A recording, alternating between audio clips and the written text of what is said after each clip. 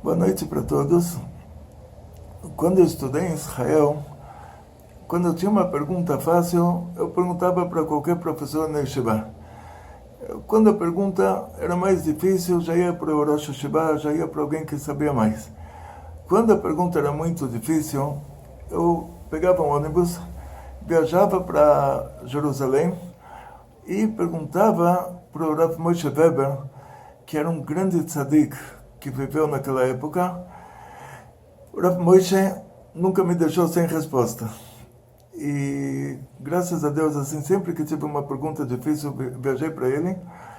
E um dia eu cheguei lá e falei para ele: eu quero ir visitar o Yad Vashem. Depois que eu saí daqui, já estou em Jerusalém, eu quero visitar o Yad Vashem, Museu do Holocausto. O Rav Moshe não me recomendou, ele falou: olha, isso não é bom, isso vai te tirar a fé. Isso não é uma coisa boa. Aí eu perguntei por quê. Ele falou: você vai ver lá a foto de uma pessoa morta com talit e tefilim.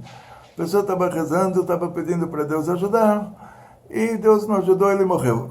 Então você pode acabar perdendo a fé também. Você pode imaginar que você também vai rezar, sua reza não vai ser ouvida. E o que adianta rezar? Então o que eu estou fazendo aqui? Para que eu viajei até Israel? Para que eu viajei até Jerusalém?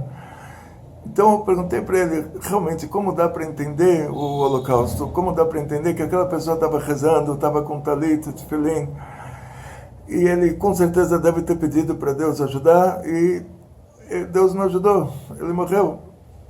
Então como dá para entender essas coisas? Rav Moshe me respondeu de uma maneira bem simples, mas muito profunda. Akol muvan besod gilgulim.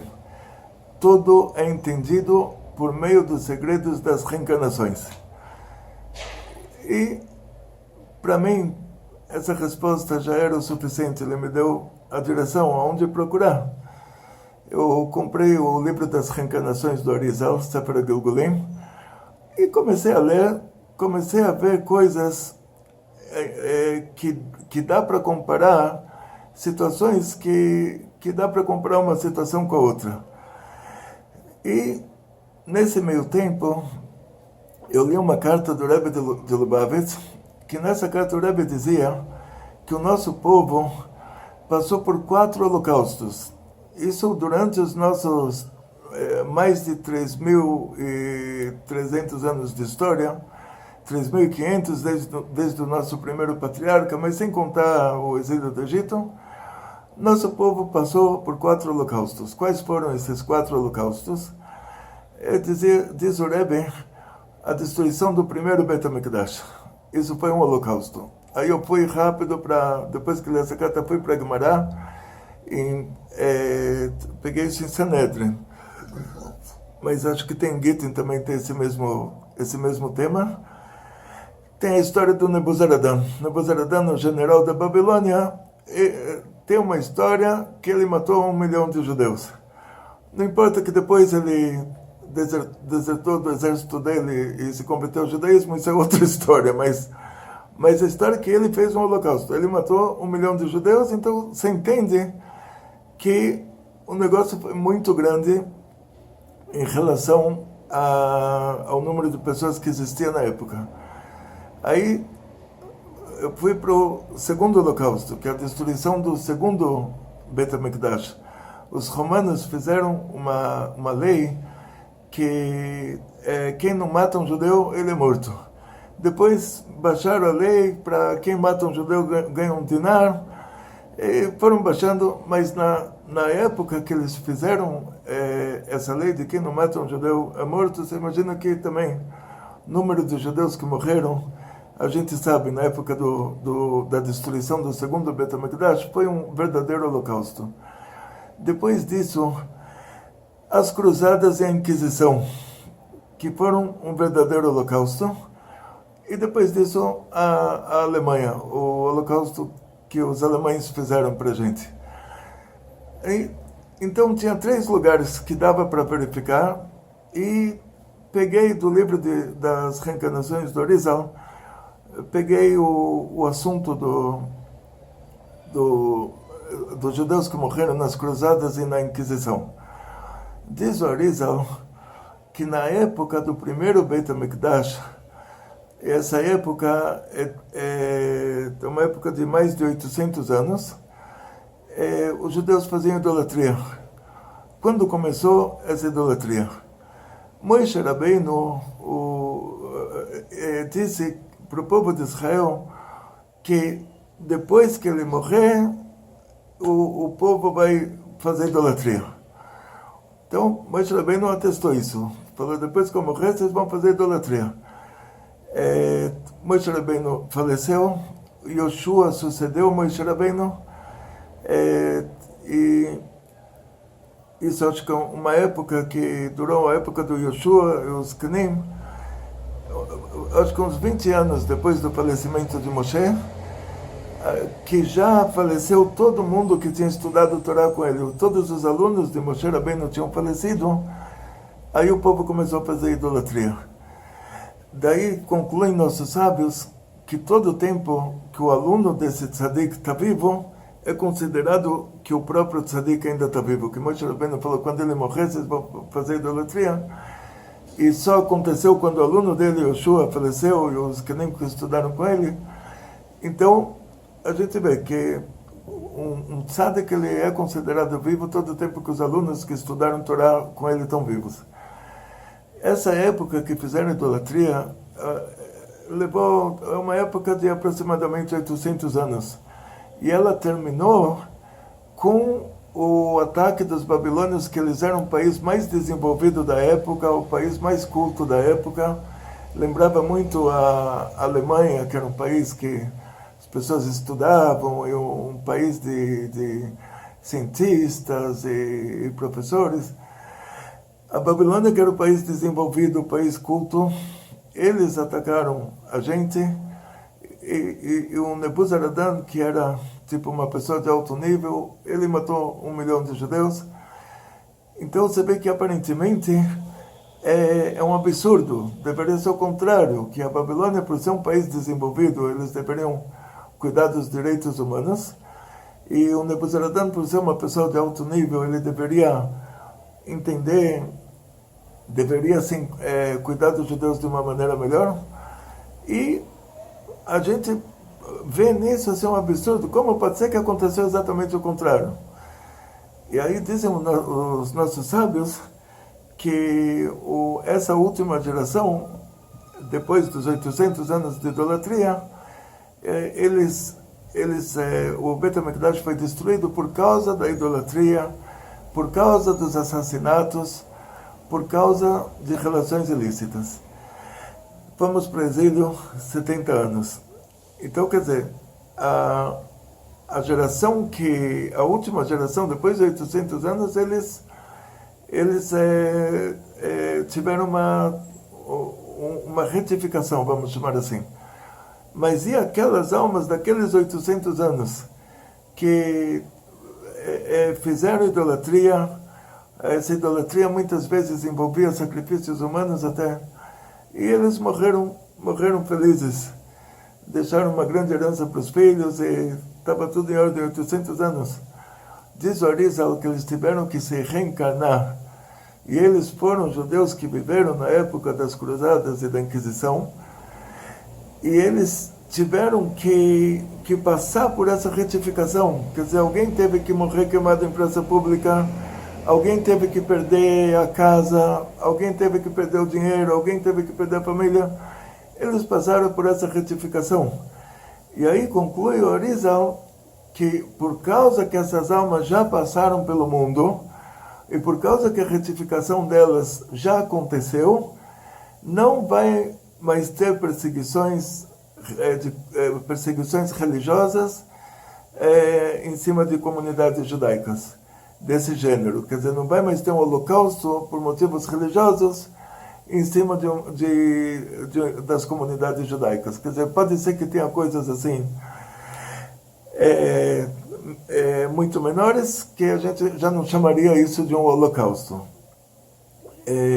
Então, ele deixa isso assim explícito, e a gente viu que depois disso que teve o holocausto da Alemanha, dos alemães, eles perseguiram, foi um holocausto de cunho racial.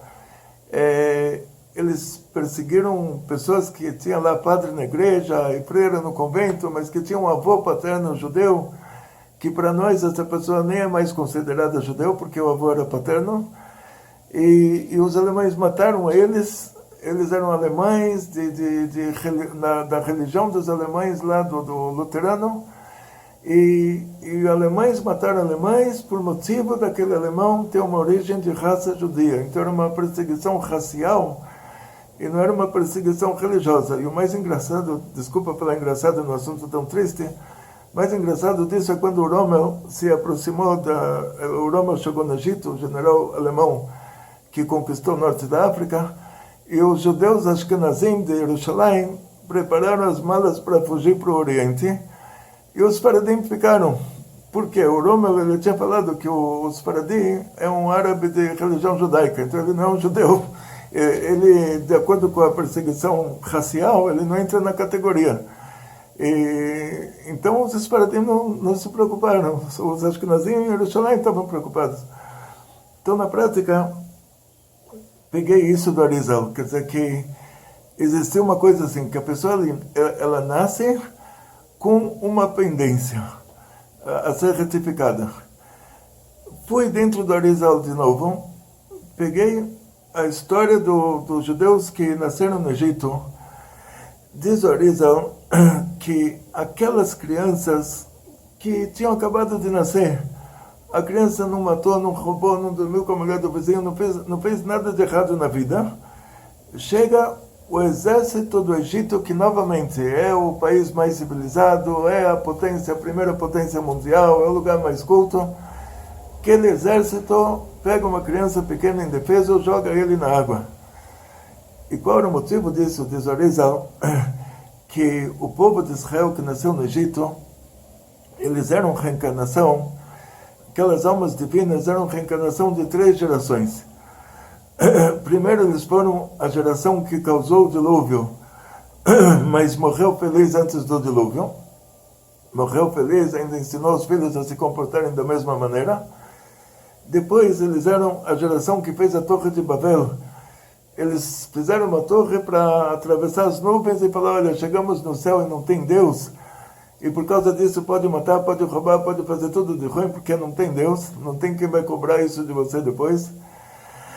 E a terceira reencarnação deles, dessas almas divinas, eles foram os simpáticos habitantes de Sodoma e Gomorra. Não preciso entrar em detalhes. Então, por causa disso, na hora que eles nasceram no Egito, aquelas crianças foram jogadas na água. Eles tiveram um dilúvio personalizado, porque eles eram a reencarnação de alguém que causou o dilúvio, que fez para merecer o dilúvio, mas que faleceu feliz antes do dilúvio. Agora aquela alma foi retificada daquela maneira. O povo de Israel no Egito teve que construir Pitom e Ramsés, que não são essas pirâmides que tem lá do Vale de Ramsés. A Torá descreve que eram feitos tijolos de barro com palha, né? As pirâmides são de pedra, mesmo que chama Ramsés também. E isso que eles tiveram que construir, Pitom e Ramsés, diz o Arizal, era a retificação da geração que construiu a Torre de Babel, e não receberam castigo nenhum. Deus dispersou eles por meio de atrapalhar as línguas deles, mas eles não receberam castigo nenhum por ter feito aquela atrocidade, vamos chamar assim. E depois aqueles judeus que fizeram todos os trabalhos forçados, eles eram reencarnação das pessoas que viveram felizes em Sodoma e Gomorra, fazendo tudo de ruim, e já não estavam mais vivos no dia que Sodoma e Gomorra foi destruída. Que Sodoma e Gomorra era uma região muito grande.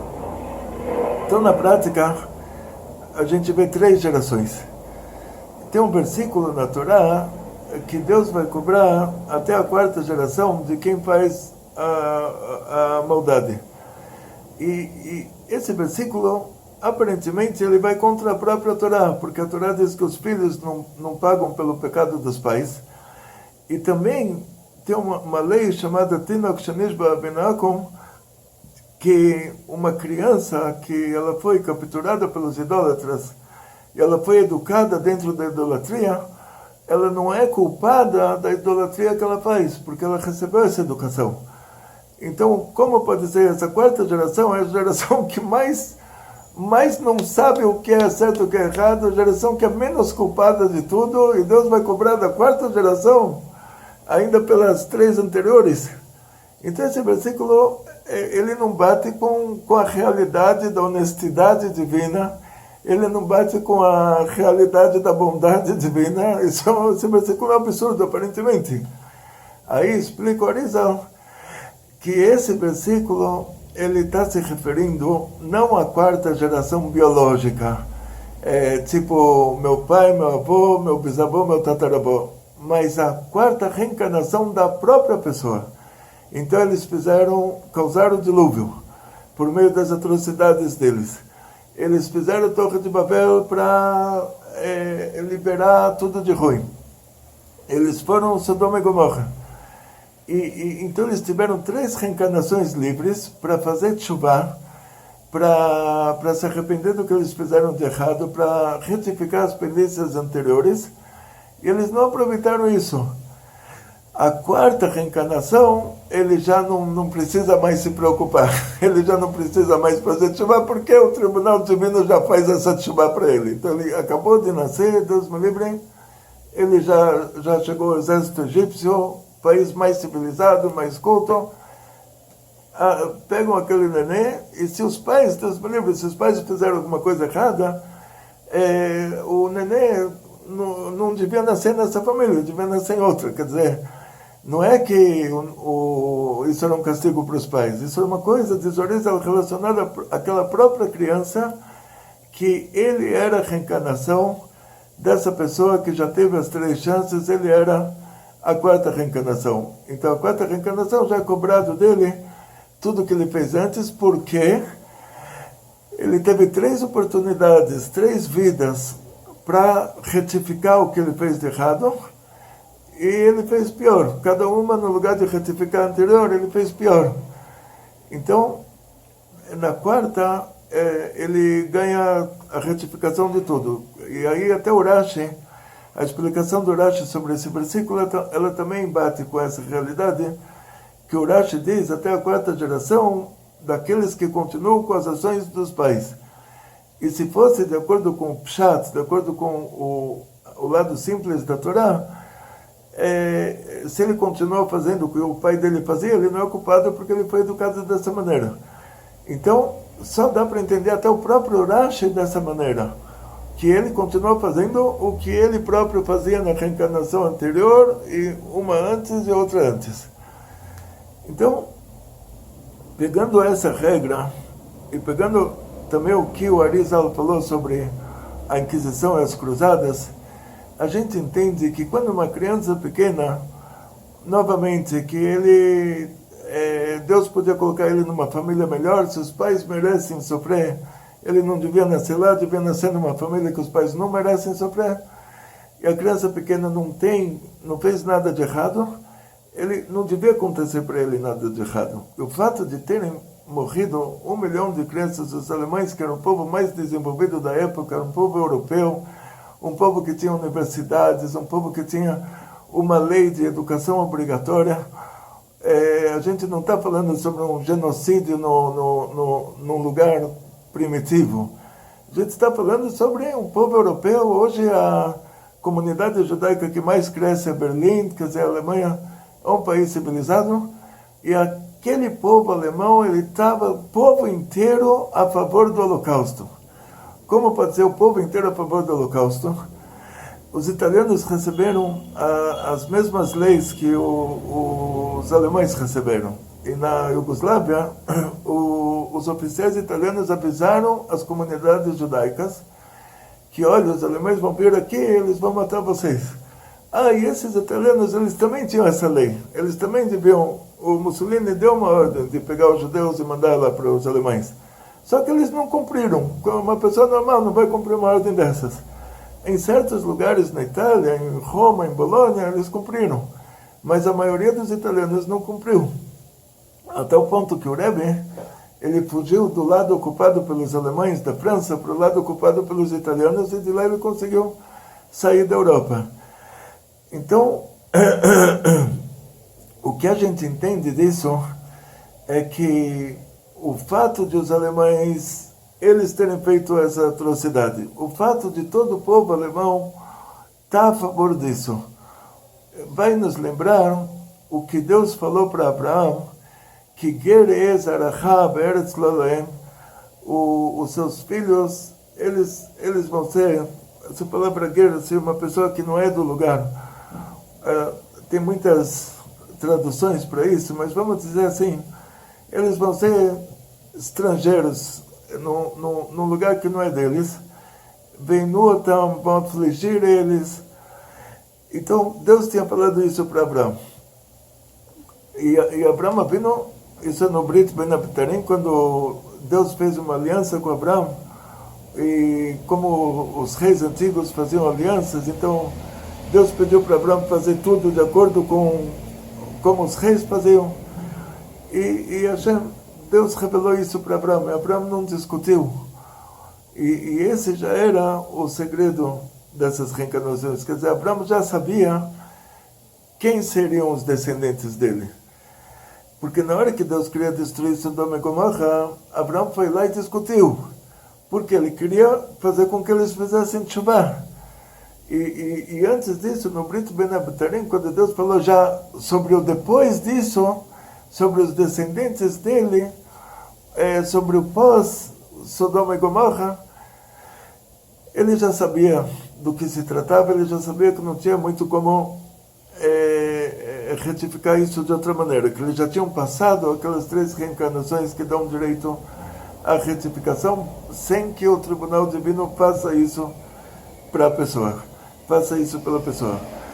Então, entendendo que existe um raciocínio judaico, um raciocínio de Torá, que em 3.300 anos aconteceu um primeiro holocausto por causa da idolatria.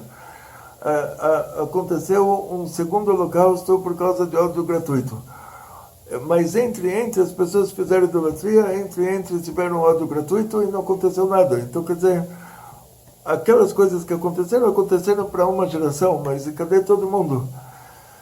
Então a gente entende daqui que quando acontece uma coisa anormal, e a gente vai ver que esses holocaustos foram coisas anormais, porque quem fez a Inquisição foi a Espanha, que foi o país mais desenvolvido da época. Eles tinham caravelas, eles tinham arma de fogo. Quem fez as cruzadas foram países europeus, que tinham uma cultura maior do que outros países. Quem fez o Holocausto foi um país de primeira linha. Quem fez a destruição do primeiro Bet HaMikdash foi a Babilônia, que era a potência mundial da antiguidade, e quem fez o segundo Holocausto foi Roma, que também era um país culto, era um país que tinha um senado, era um país que tinha leis. Então, o que a gente vê daqui é que existe o caminho das almas. Uma alma que ela já passou por todas as oportunidades dela. E agora só sobra para ela lá em cima uma escolha. Fala para ela, olha, agora você vai ter que se purificar. Tem um lugar chamado Geinom, que esse lugar existe até Mashiach chegar. Daí os povos do mundo copiaram o inferno, né? Só que para eles o inferno é eterno, porque lá vem da mitologia, lá, né? Os italianos antigos, eles tinham uma mitologia que eles pegaram dos gregos. E lá tinha o Deus do bem, o Deus do mal, né? O Deus das trevas. Então, para eles lá tudo era eterno. Então, quando os italianos antigos, os romanos pegaram a nossa religião, eles fizeram uma fusão da nossa religião com a deles, né? E aí eles colocaram o inferno eterno, coisas assim. Mas na nossa religião, Deus é a essência do bem, a natureza de quem é bom é fazer o bem. Esse inferno, ele é limitado. Quando o Mashiach chegar, ele não existe mais. Só que uma hora nesse inferno é como 70 anos dos maiores sofrimentos aqui. E essas almas, quando chegam lá no céu, quando a conta delas já deu o que tinha que dar, quando elas já perderam o crédito, aí elas podem optar passar uma hora lá no Guénon, ou não sei, ou nascer num lugar assim, não quero falar nascer no Brasil, mas nascer num lugar assim que não vai ser o melhor lugar do mundo. E 4 vezes na nossa história, aquelas almas optaram por nascer em lugares onde aconteceria tudo aquilo que aconteceu, onde uma pessoa perderia a vida, outro perderia a família, outro perderia a casa, outro perderia o dinheiro. Optaram, a alma antes de descer para o mundo, ela escolhe, ela sabe o que ela está escolhendo. Então, como Deus falou para o nosso patriarca, para Abraão, você pode optar o que você quer para a sua descendência. Se você quer que eles vão para o inferno ou você quer o exílio, aí ele escolheu o exílio. Por isso que ele não discutiu sobre o exílio. Assim dizem nossos sábios. Ele não discutiu porque isso foi o que ele escolheu. Isso era o menos ruim.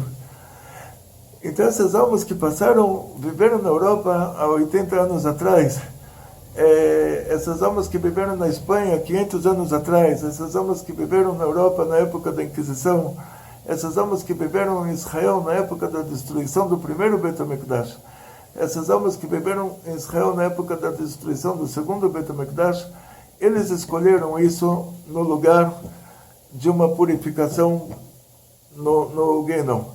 E isso é o Soda Gilgulim, isso é o segredo das reencarnações. Então, sendo que isso é uma coisa rara, sendo isso uma coisa... a pessoa não pode fazer disso uma regra geral. Ou seja, a gente tem que viver... Não pensar que a gente é um caso desses.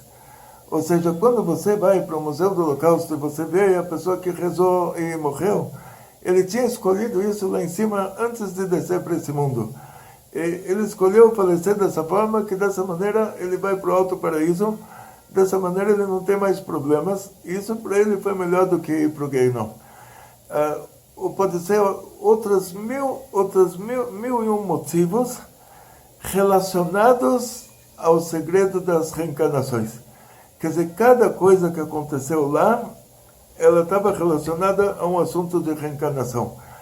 Quer dizer, teve uma pessoa que sobreviveu, teve uma pessoa que faleceu, teve uma pessoa que perdeu a casa, teve uma pessoa que perdeu o dinheiro, teve uma pessoa que perdeu a família. Cada um estava ligado à reencarnação dele, à retificação que ele precisa passar. Então, por causa disso, quando a gente vai para o Museu do Holocausto, a gente se identifica, a gente fala, então eu também, quer dizer, o que vai adiantar agora?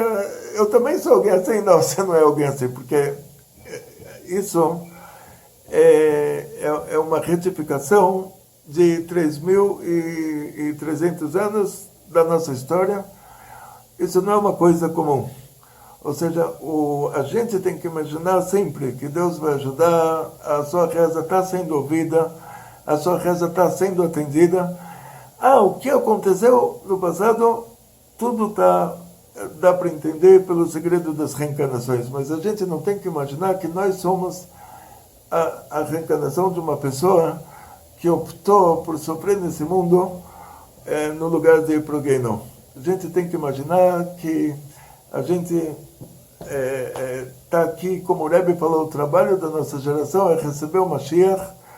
Não vamos olhar para trás, vamos olhar para frente. A gente é a geração Geulá, a gente é a geração Mashiach. O nosso trabalho é receber a mais alta revelação divina, é receber um mundo melhor, e esse mundo pior já ficou para trás na nossa história. Então, muito obrigado.